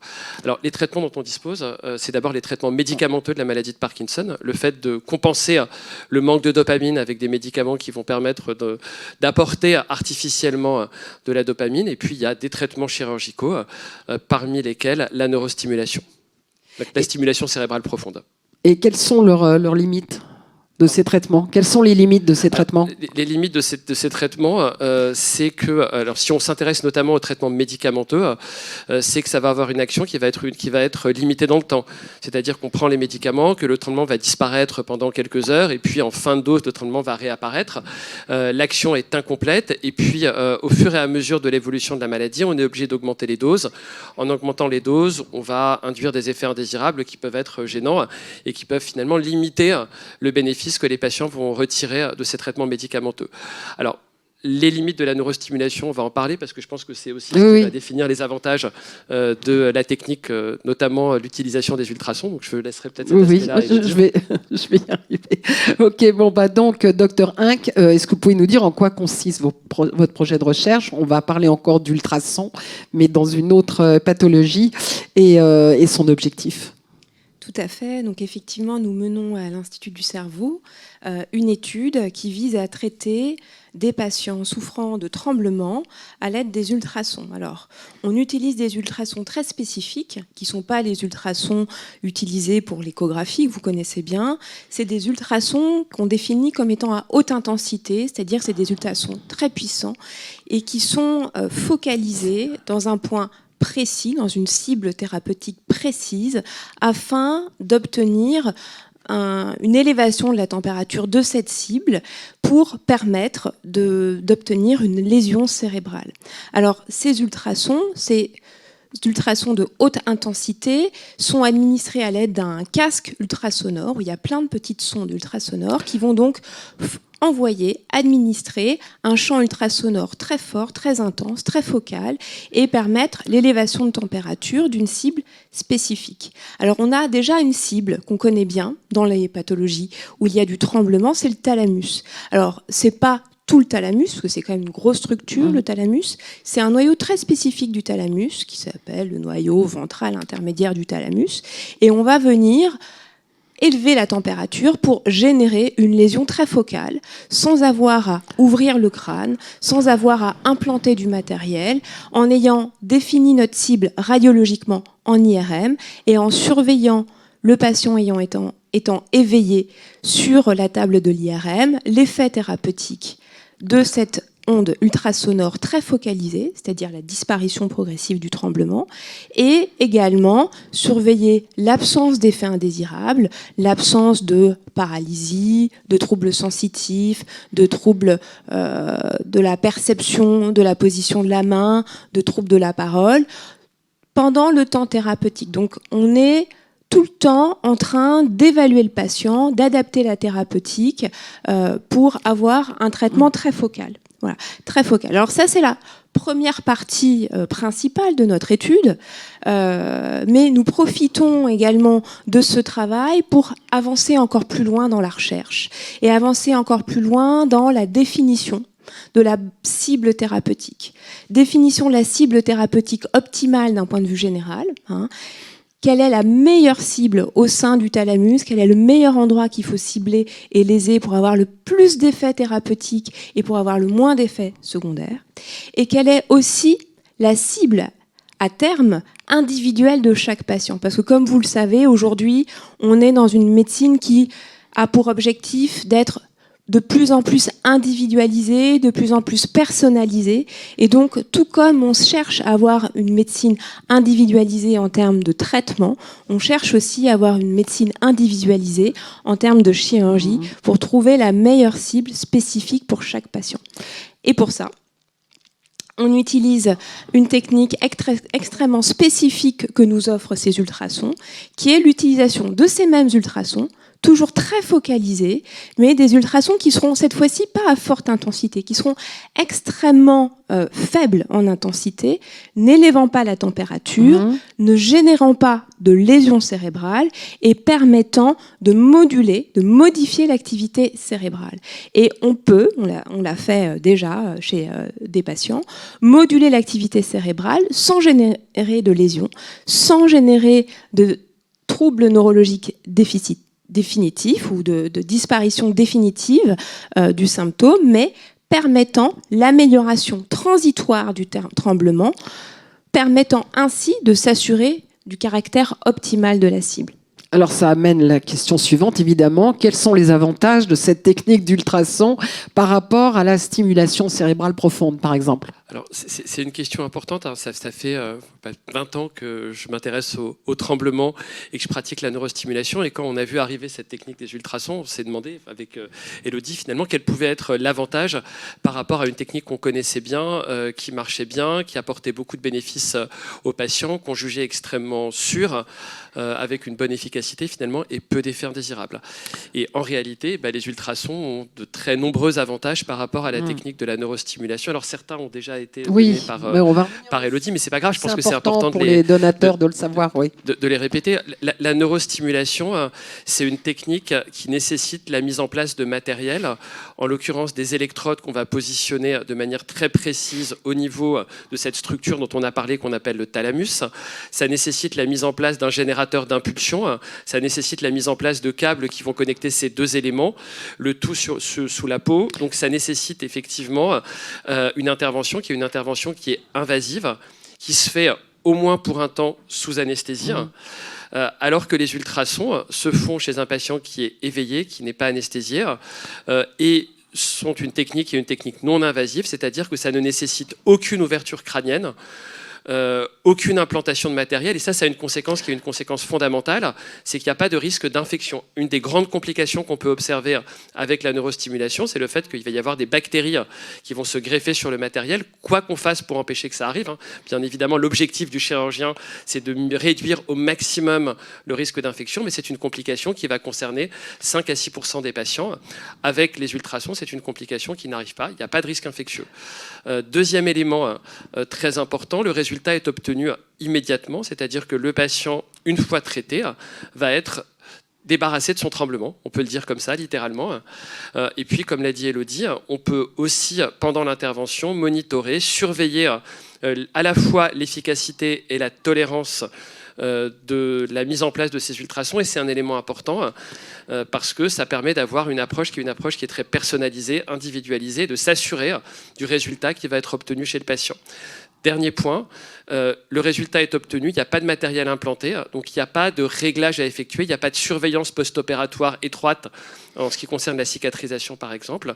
Il n'y a pas nécessité de déterminer les réglages de la stimulation, du traitement pour optimiser le résultat. Et donc c'est un traitement qui offre par rapport à la neurostimulation une très grande simplicité à la fois pour les médecins et pour les patients. Voilà, justement, vous disiez que ça rassure le patient. Si je peux juste rajouter quelque chose, c'est aussi bien comprendre que le fait de faire cette lésion est indolore. Oui. Le patient est non anesthésié, il est éveillé et la chirurgie est indolore. Mais peut-être juste préciser une chose, c'est que à la différence de la neurostimulation, qui est une technique qui est certes invasive, mais qui n'est pas lésionnelle, le résultat des ultrasons est d'effectuer, alors même si c'était une lésion focale extrêmement contrôlée, l'objectif de la technique est bien de réaliser une lésion cérébrale. Et vous disiez qu'en plus, ça rassure le patient, il arrive à suivre en direct ce qui le concerne directement, quoi. Il est acteur, il est présent à tout moment. On évalue avec lui les symptômes. Est-ce qu'il ressent une amélioration ? Nous, parfois, on peut ne pas percevoir l'amélioration mais que le patient le perçoit, ou inversement. Et c'est vraiment un échange et un accompagnement, parce que c'est aussi important de bien le comprendre. Le patient n'est pas laissé à lui-même sur sa table d'IRM, il est avec le clinicien qui est présent, qui l'évalue, qui lui parle, qui le rassure.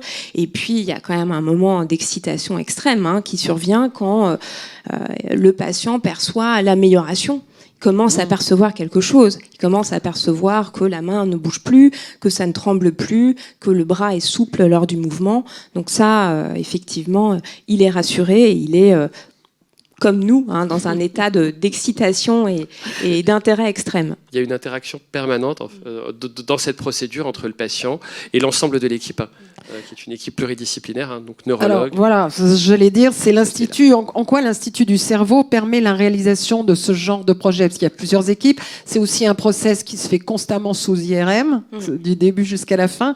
Qu'est-ce que l'Institut du cerveau apporte de spécifique par rapport à ce genre d'études? C'est une technique, effectivement, qui justifie la présence d'un neurochirurgien, de neurologues, de neuroradiologues, d'ingénieurs, de physiciens, d'infirmiers. Enfin, voilà, on est une équipe large et l'Institut du cerveau nous permet de réunir l'ensemble de ces praticiens, l'ensemble de ces chercheurs en un même lieu. Des chercheurs qui travaillent pour certains dans les mêmes équipes, dans d'autres dans des équipes différentes, et cette interaction qui est permise à la fois par l'unité de lieu qu'est l'Institut du cerveau, mais aussi permise par les nombreuses rencontres que nous pouvons avoir entre les équipes, entre chercheurs, est extrêmement importante et à l'origine de projets et de travaux collectifs. Alors effectivement, la question humaine est très importante, c'est-à-dire de pouvoir être plusieurs techniciens, praticiens, chercheurs présents et à s'apporter les uns aux autres dans l'intérêt du patient. Il y a aussi une problématique importante qui est une problématique de matériel. Alors, vous avez compris que ces ultrasons, ce traitement ultrasonore, par champ ultrasonore, nécessite un matériel de pointe à haute technicité avec beaucoup d'innovations technologiques. Beaucoup d'innovations technologiques, tout d'abord parce qu'on fait des imageries extrêmement spécifiques, très précises en termes de ciblage de notre cible thérapeutique, très intéressante et très importante en termes de surveillance et de monitoring de la lésion qu'on est en train de faire. C'est-à-dire qu'on a une IRM très spéciale, qui est une IRM thermique. On fait de la thermographie, c'est-à-dire de la mesure de la température. On mesure l'élévation de la température de notre cible à traiter pour s'assurer qu'on est bien en train de faire la lésion au bon endroit. Donc ça, c'est extrêmement spécifique comme technique. Et puis, ce champ ultrasonore, qui est également un matériel extrêmement sophistiqué. Alors, qui dit matériel sophistiqué de pointe, dit quand même système très onéreux. Et ça, c'est un point vraiment capital, parce que c'est vrai que ce système ultrasonore auquel nous croyons très fortement, c'est-à-dire que l'ensemble de l'équipe représentée par nous deux ce soir, nous sommes vraiment extrêmement emballés, intéressés et avec des inquiétudes initiales qui se sont progressivement totalement levées. Nous sommes extrêmement intéressés pour poursuivre nos travaux avec les ultrasons, mais c'est vrai que ce système, à ce jour, n'est pas pérenne au sein de l'Institut, malheureusement, avec des problématiques de financement du matériel extrêmement difficiles, puisque à ce jour, on n'a pas, une fois nos travaux de recherche achevés, on n'a pas la certitude de pouvoir continuer à utiliser cette machine durablement. Tout à fait, et c'est important de bien comprendre que c'est certes des travaux de recherche, mais c'est aussi des travaux de recherche qui permettent de traiter des patients. C'est-à-dire que on est en train de découvrir, nous, les potentialités de cette machine, ce qu'elle peut apporter, ce qu'elle peut permettre de réaliser en termes thérapeutiques. Mais en disposer, c'est offrir la possibilité aux personnes qui présentent des tremblements ou d'autres symptômes, on y reviendra peut-être, de bénéficier d'un traitement dont elles ne pourraient pas bénéficier autrement, parce que le dispositif aujourd'hui ne correspond pas à une prise en charge, je dirais, remboursée dans le cadre des tarifs de la sécurité sociale. Et donc, c'est une machine qui n'est pas disponible dans d'autres centres. Elle n'existe aujourd'hui que dans le cadre de l'ICM, et elle est permise par ce cadre très particulier de projets de recherche, mais qui sont aussi un cadre qui permet de traiter les patients. Donc il y a vraiment un enjeu important. sur la pérennisation de ce dispositif au sein de l'Institut. Et l'Institut du cerveau, pour revenir sur votre question, l'Institut du cerveau permet vraiment très fortement l'association des chercheurs et de la clinique, l'association de la recherche et du soin. Et il y a des personnes dédiées à ce passage. Et la transmission des connaissances issues de la recherche vers le soin.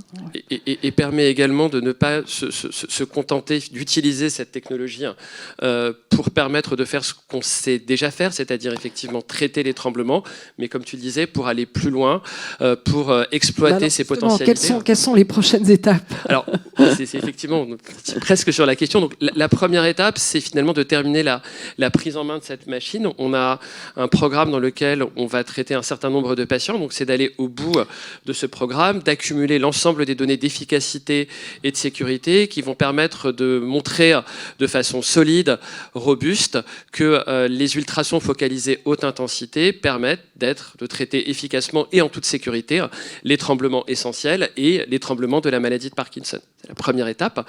La deuxième étape, c'est de poursuivre et de développer cette technologie qui est une technologie innovante, unique au monde de neuromodulation. C'est ce dont a parlé Élodie tout à l'heure. Cette technique qui permet d'utiliser les ultrasons pour réaliser sans lésion une modification de l'activité cérébrale. C'est une technologie qui a pu être développée, je pense, vraiment par la collaboration unique que permet l'Institut entre d'un côté des cliniciens, donc neurologues, neurochirurgiens, et de l'autre côté des physiciens qui ont été à l'origine de cette technologie par leur connaissance des ultrasons. Et donc, c'est un axe très important de notre recherche, d'arriver à montrer que cette technique permet finalement de réaliser l'exploration de structures profondes du système nerveux, le thalamus et éventuellement d'autres régions, et permet d'accéder à cette médecine personnalisée, donc de déterminer pour chaque patient quelle pourrait être la meilleure cible du tremblement. Justement, mais quelles sont alors ça, c'est les perspectives pour les patients. En effet, ça leur permettrait quoi? De retrouver leur autonomie, un confort de vie, une qualité de vie? Qu'est-ce que ça peut aller jusqu'où? On est sur les résultats immédiats, ça permet effectivement d'obtenir un résultat thérapeutique de très bonne qualité sur le tremblement, avec une tolérance qui est excellente. Et donc, ça permettrait finalement d'offrir ce traitement qui aujourd'hui n'est pas disponible au plus grand nombre. C'est quand même un enjeu important. On est dans une configuration dans laquelle on a la chance de pouvoir traiter quelques dizaines de patients. L'objectif de ce projet, c'est de montrer que cette technique est sûre et efficace, et en montrant ça, d'assurer la pérennité de la machine, et en assurant la pérennité du dispositif, d'offrir la possibilité d'être traité au plus grand nombre. Ce qui n'est pas, encore une fois, le cas aujourd'hui en France. Oui, bien sûr. Mais alors du coup, est-ce que ce dispositif, pour donner un argument supplémentaire, pourrait être utilisé dans le traitement d'autres pathologies? C'est ça aussi, c'est qu'il y a du système nerveux. Tout à fait. Déjà, d'autres pathologies du mouvement, d'autres tremblements que ceux que nous évoquons depuis tout à l'heure, c'est-à-dire d'autres tremblements que le tremblement parkinsonien ou que le tremblement essentiel, des tremblements en lien avec d'autres pathologies du mouvement, certaines dystonies, d'autres pathologies du mouvement pourraient être envisagées, évidemment sur d'autres cibles thérapeutiques, mais qui pour certaines sont déjà bien définies. Après, effectivement, vous avez vu, je pense avec le professeur Carpentier notamment, les possibilités thérapeutiques de l'utilisation de ces ultrasons pour d'autres pathologies, dont les tumeurs cérébrales, dont l'épilepsie. Donc, il y a déjà quelques recherches qui commencent à être menées par des chercheurs de l'ICM par rapport à l'épilepsie et par rapport à l'utilisation des ultrasons, donc à l'Institut du cerveau. Et puis, donc, la fameuse ouverture de barrière qui vous a été présentée par Monsieur Carpentier. On peut l'utiliser dans des pathologies comme des pathologies tumorales, comme le glioblastome dont il vous a présenté les résultats de ses travaux, mais on peut aussi l'utiliser pour les pathologies neurodégénératives, qu'il s'agisse de pathologies neurodégénératives comme la maladie de Parkinson, pour venir ouvrir la barrière et administrer des molécules qui sont bloquées par justement cette fameuse barrière hémato-encéphalique, des molécules qui sont trop volumineuses et qui pourraient permettre de limiter la progression de l'évolution de la maladie en apportant localement, focalement, un médicament qui ne peut pas atteindre le cerveau sinon. Oui, c'est ça. Mais donc ça concerne des milliers et des milliers et des dizaines de milliers de patients dans le monde, du coup. Oui, et en fait, je pense que c'est Parce que les tremblements, la maladie des tremblements, ça concerne combien de gens ? Alors, si on considère les tremblements de la maladie de Parkinson, c'est 2 tiers à peu près des personnes atteintes de la maladie de Parkinson qui présentent un tremblement. Donc, on va dire qu'il y a à peu près 180 000 personnes atteintes de la maladie de Parkinson en France. Voilà, donc je vous laisse faire le calcul. Ça fait 60 000 personnes. Et le tremblement essentiel, on considère que c'est 300 000 personnes à peu près en France. Oui, alors, bien évidemment, toutes les personnes atteintes d'un tremblement essentiel ne vont pas nécessiter un traitement comme la thalamotomie par ultrason, mais on peut considérer que c'est quelques dizaines de milliers de patients qui pourraient être traités avec cette technique en France. Bon, ben c'est très enthousiasmant, en effet. Alors maintenant, je vais vous poser les questions des donateurs. Première question, quels sont les facteurs génétiques et environnementaux qui influencent l'apparition de la maladie de Parkinson ? Sur Parkinson, plus précisément que... Je commence. Alors, on sait que la maladie de Parkinson, elle est effectivement... On ne connaît pas la cause unique de la maladie de Parkinson, mais on peut en déterminer le risque. Effectivement, ce risque, il est porté par 2 grands types de facteurs. Des facteurs qui sont des facteurs génétiques. La génétique dans la maladie de Parkinson, on peut l'avoir de 2 manières. On peut l'avoir dans le cadre de formes familiales, donc qui vont se transmettre de génération en génération, avec des mutations qui sont associées à un risque très élevé ou systématique de développer la maladie. Et on peut considérer que cette situation-là, elle est assez rare. C'est 5 à 10% des personnes atteintes de la maladie de Parkinson, et c'est en particulier vrai quand la maladie commence à un âge jeune. On peut voir la génétique d'une deuxième manière, c'est-à-dire la génétique comme facteur de risque de développer la maladie de Parkinson. Un petit peu, si vous voulez, comme si le terrain génétique était associé à un risque accru par rapport à la population générale de développer la maladie. Et ça, c'est quelque chose qu'on étudie, qu'on essaie de comprendre dans une idée de médecine individualisée, justement, pour essayer de prédire. Alors, si peut-être que ça aura un intérêt le jour où on disposera de traitements qui permettront de modifier l'évolution de la maladie de Parkinson, donc de prédire pour un individu donné le risque qu'il a de développer la maladie de Parkinson sur son propre terrain génétique. À côté de ça, il y a des facteurs liés à l'environnement. Donc certains facteurs protègent. Je dirais que le facteur le mieux connu pour la protection vis-à-vis de la maladie de Parkinson, c'est le fait d'avoir une activité physique régulière et intense. Alors c'est très général parce que ça protège de beaucoup d'autres choses. Il y a un facteur que j'ose moins citer en général, mais pourtant il est réellement démontré dans la littérature, c'est l'exposition au tabac. Donc je ne vous incite pas du tout à utiliser le tabac comme une manière de vous protéger de la maladie de Parkinson, mais n'empêche que c'est une association. C'est un sujet que je n'ai jamais réussi à faire à TF1. Ils disaient ah non, c'est pas possible. Non, mais voilà, c'est souvent ce qu'on dit. Mais voilà, en tout cas, la science dit ça.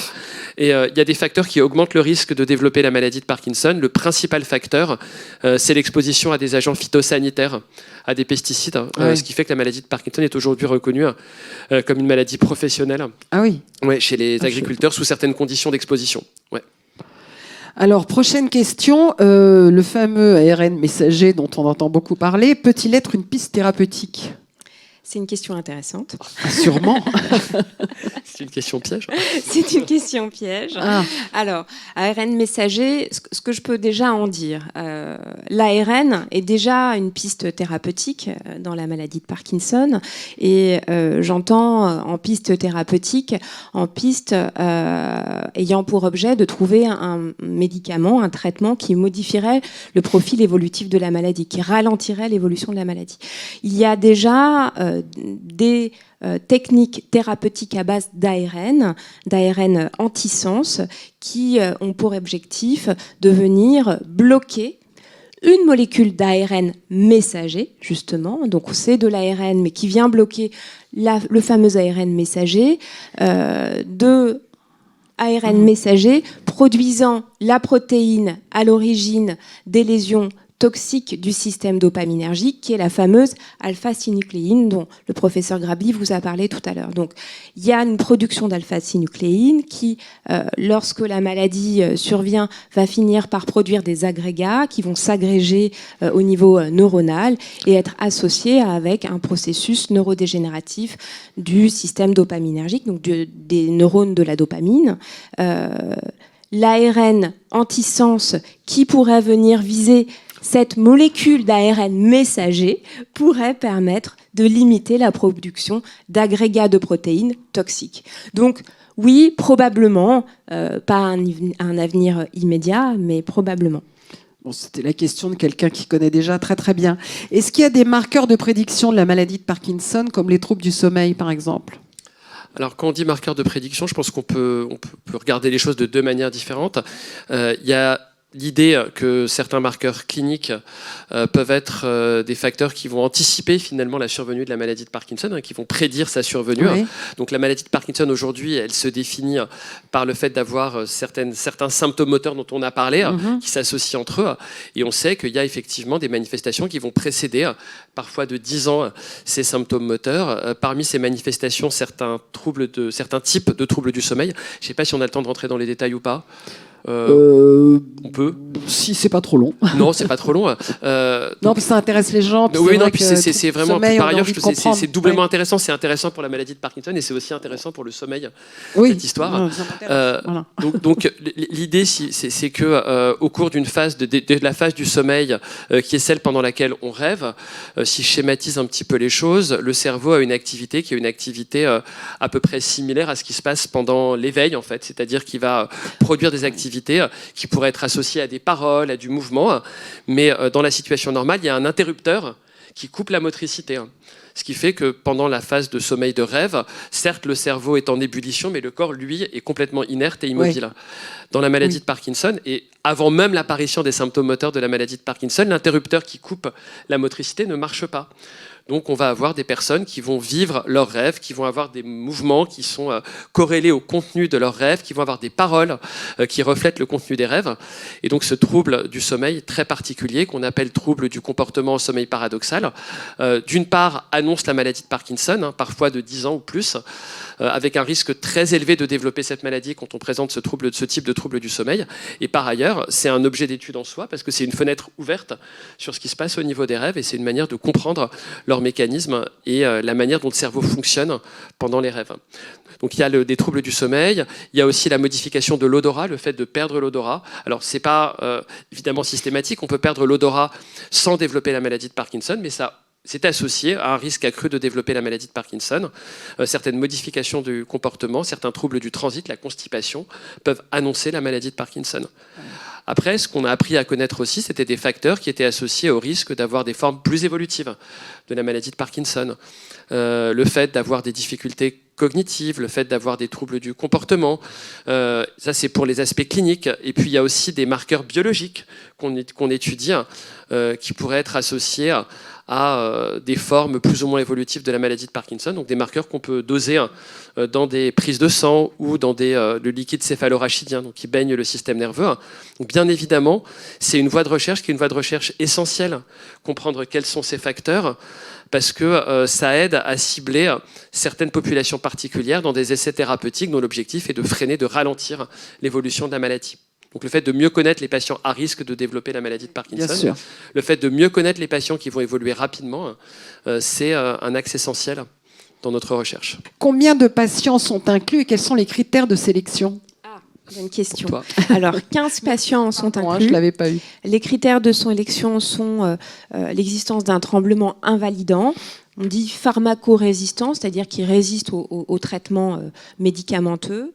Et puis après, on a des critères qui sont en fait assez légers, mais qui sont des critères qui nous permettent de nous assurer d'une population un peu homogène, c'est-à-dire qu'il ne faut pas que nos patients aient des grosses pathologies psychiatriques associées, il faut que les patients n'aient pas de problèmes cardiaques ou d'accidents vasculaires récents, pour qu'on s'assure qu'il n'y ait pas de facteurs confondants dans l'analyse des données. Il faut que les patients puissent rentrer dans la machine, c'est-à-dire qu'il n'y ait pas de contre-indication à l'IRM. Enfin, on a toute une série de règles qu'on doit appliquer.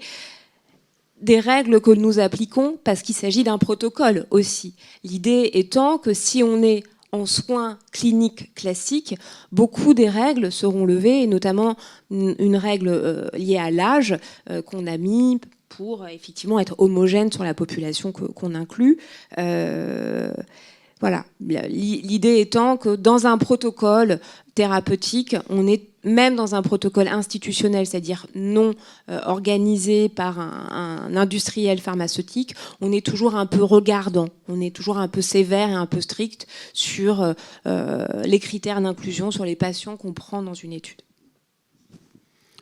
Bien, je crois que là, on n'a plus de questions. Merci infiniment.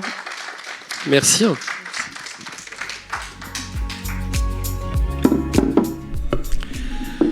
Bonsoir, je voudrais saluer le travail remarquable d'Isabelle Marc, journaliste santé qui nous a accompagnés pour l'animation de ces 3 interventions. Remercier aussi chaleureusement les duos de chercheurs, médecins-chercheurs, Élodie Inck, David Grabli pour cette dernière table ronde. Précédemment, vous avez eu Alexandre Carpentier, Ahmed Idbaï, et encore avant, Éric Burguière et puis Luc Mallet. Voilà, je voulais les remercier sincèrement.